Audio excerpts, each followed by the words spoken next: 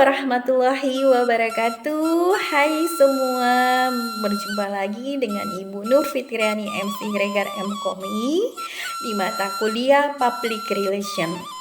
Hai rekan-rekan mahasiswa semua yang saya banggakan, semoga dalam keadaan sehat walafiat dalam lindungan Allah Subhanahu wa Ta'ala. Nah, hari ini kita melakukan pembelajaran dengan sistem daring di mata kuliah pada hari ini di Prodi Komunikasi dan Penyiaran Islam UIN Yayasan Ahmad Ad-Dahrri Parang Sidimpuan. Nah, kali ini kita akan membahas tentang apa saja kegiatan dari public relation. Sebelumnya kita sudah membahas yang namanya definisi public relation, ruang lingkupnya, bagi tujuan dan juga fungsinya. Nah, pada hari ini kita berkesempatan melakukan pembelajaran melalui daring ini. Semoga rekan-rekan mahasiswa dapat memahaminya lebih mudah dan dapat menyimaknya dan tetap semangat walaupun kita tidak bersua secara langsung, dan semoga hari ini pembelajaran kita diberi kelancaran oleh Allah Subhanahu wa Ta'ala. Selamat menyaksikan. Baik, kita akan membahas atau mengulas kembali apa sih public relation ini. Menurut Franz Chepkin, public relation yaitu sesuatu yang merangkum keseluruhan komunikasi yang terencana baik ke dalam maupun keluar organisasi dengan publiknya dalam rangka mencapai tujuan-tujuan spesifik yang dilandaskan pada saling pengertian. Nah, di sini kita garis bawahi keseluruhan komunikasi ini adalah segala sesuatu yang berhubungan dengan komunikasi harus disiapkan. Baik nanti ada hal-hal yang diperlukan ataupun hal-hal yang ada di luar harapan. Nah, di sini akan improvisasi. Nah, baik itu di dalam maupun di luar, yang dimaksud dalam public relation itu adalah yang ada di internal dan eksternal, di dalam perusahaan dan maupun di luar perusahaan. Public relation ini juga adalah suatu disiplin ilmu komunikasi yang berkaitan dengan upaya untuk memahami, membangun, dan menjaga hubungan positif antara suatu organisasi atau perusahaan dengan berbagai pemangku kepentingan ataupun yang disebut dengan stakeholder. Nah, di sini mencakup karyawan, pelanggan, masyarakat, media, pemerintah, dan lain sebagainya. Public relation ini ataupun kita singkat dengan PR ya. PR bertujuan untuk menciptakan citra positif dengan mendukung reputasi yang baik dan mengelola persepsi publik terhadap organisasi. Selanjutnya kita masuk pada inti pertemuan ini, yaitu apa saja sih kegiatan dari public relation. Yang pertama kita akan membahas yang namanya hubungan internal. Yang kedua publisitas. Yang ketiga, advertising. Yang keempat, press agentry. Yang kelima, public affair. Yang keenam, lobby. Baik, kita akan membahas satu persatu apa saja kegiatan dari public relation ini. Yang pertama tadi adalah hubungan internal. Hubungan internal ini adalah salah satu aspek kunci dalam ilmu public relation, yaitu memiliki peran penting dalam membangun citra positif suatu organisasi. Hubungannya internal merujuk pada interaksi, komunikasi, dan hubungan antara organisasi dengan anggota-anggotanya sendiri. Dalam konteks public relation, hubungan internal ini melibatkan manajemen komunikasi organisasi dengan karyawan, pemimpin, dan berbagai pemangku kepentingan internal lainnya. Baik, selanjutnya kita akan membahas publisitas. Apa sih publisitas ini? Publisitas adalah upaya yang dilakukan oleh individu, organisasi, atau perusahaan untuk mendapatkan perhatian atau eksposur media secara positif atau negatif dengan bertujuan untuk publisitas untuk meningkatkan kesadaran masyarakat tentang suatu produk, layanan, acara, atau entitas tertentu. Nah, publisitas ini seringkali diperoleh melalui berita, baik itu wawancara, artikel, ulasan, dan ini bukan iklan berbayar ya, tetapi publisitas ini dapat mempengaruhi citra dan persepsi publik terhadap subjek yang dipromosikan. Contohnya yang pertama itu peluncuran produk. Nah, sebuah perusahaan merilis produk baru dan mengadakan konferensi pers untuk memberitahu media dengan fitur-fitur produk tersebut, manfaatnya apa dan cara menggunanya bagaimana gitu ya.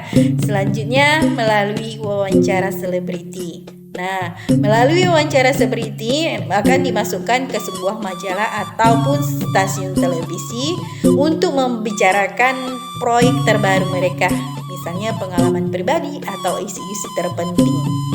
Yang ketiga, pemberitaan acara publik. Pemberitaan acara publik ini sebuah organisasi nirlaba mengadakan acara amal dan mengundang media lokal untuk memberitakan kegiatan tersebut dengan harapan mendapatkan dukungan dari masyarakat. Yang keempat, reaksi terhadap krisis. Nah, ketika perusahaan menghadapi krisis, mereka dapat merilis pernyataan pers atau mengadakan konferensi pers untuk menjelaskan situasi dan upaya perbaikan yang sedang mereka lakukan. Yang kelima, penghargaan dan pengakuan. Ketika sebuah perusahaan atau individu menerima penghargaan atau pengakuan, berita tersebut seringkali diberitakan oleh media, meningkatkan citra mereka di mata masyarakat. Yang keenam, kemitraan dan kolaborasi. Jadi ketika dua perusahaan atau organisasi bekerja sama dalam sebuah proyek atau kampanye, berita tentang kemitraan tersebut akan dipublis di sebuah media.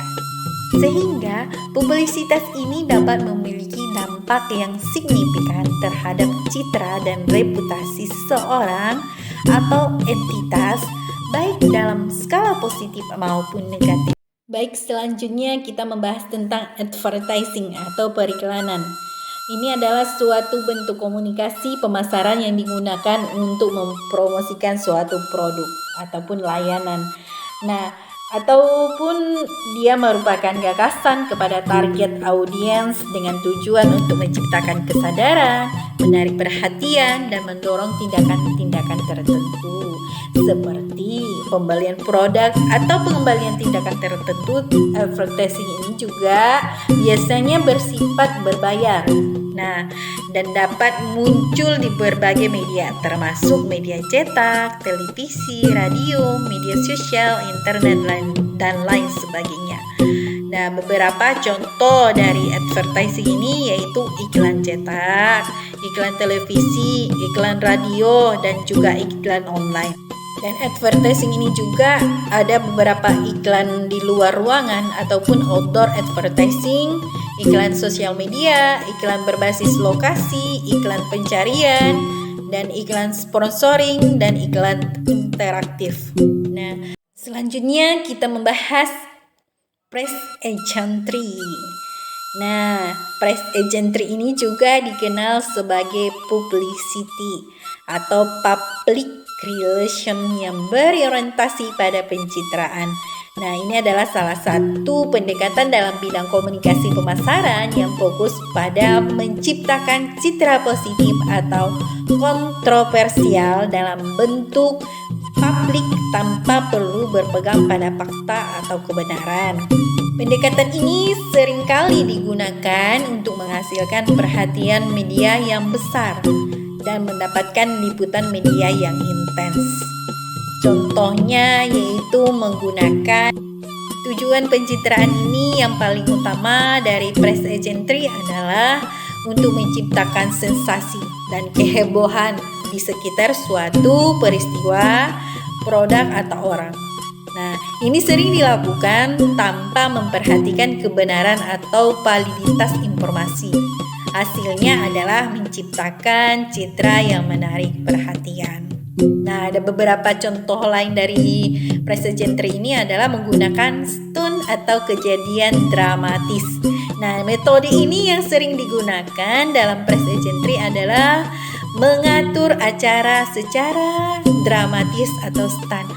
Jadi, ini ada menarik perhatian media dan bisa termasuk peristiwa kontroversial, demonstrasi, dan juga kejutan atau kejadian yang mencolok yang dimaksud untuk mendapatkan liputan media besar. Selanjutnya, kontroversi atau kebohongan dalam upaya menciptakan sensasi. Press agentry ini tidak ragu untuk menggunakan kontroversi atau bahkan menyebarkan informasi palsu. Tujuan utamanya adalah menciptakan perbincangan dan mempertahankan dan juga perhatian publik. Yang ketiga, tidak memperhatikan fakta. Pendekatan ini seringkali tidak memperhatikan kebenaran atau fakta yang sebenarnya. Sebaliknya, pencitraan yang menarik perhatian menjadi terpenting, bahkan jika itu berarti mengabaikan informasi yang benar. Selanjutnya, hubungan dengan media. Nah, praktisi press agentry ini memiliki hubungan yang erat dengan media dan seringkali memanfaatkan koneksi ini untuk mendapatkan liputan media yang diinginkan. Mereka dapat memberi teka-teki atau informasi eksklusif kepada wartawan untuk menarik perhatian media. Selanjutnya, dampak terhadap kepercayaan publik ini. Meskipun pendekatan press agentry dapat menghasilkan perhatian singkat, penggunaan kontroversi dan kebohongan dapat merusak kepercayaan publik jika publik merasa bahwa mereka dipermainkan atau dimanipulasi. Ini akan dapat memiliki dampak negatif jangka panjang terhadap citra perusahaan atau individu yang terlibat di dalamnya. Jadi, jika kita melakukan pendekatan press agentry ini akan memiliki kelebihan dalam menciptakan ekspor media yang besar dalam waktu singkat, tetapi juga memiliki resiko besar dalam hal kehilangan kepercayaan publik. Oleh karena itu, organisasi dan individu harus mempertimbangkan dampak jangka panjangnya dan tindakan press agentry dalam mempertimbangkan etika dalam praktik komunikasi mereka. Berikutnya, public affairs atau urusan publik.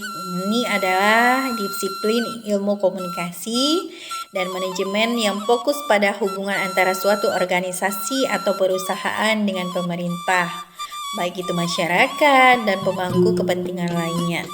Tujuan utama dari public affair ini adalah mempengaruhi kebijakan publik, mendukung kepentingan organisasi, dan memastikan bahwa organisasi tersebut beroperasi dalam kerangka hukum dan regulasi yang sesuai.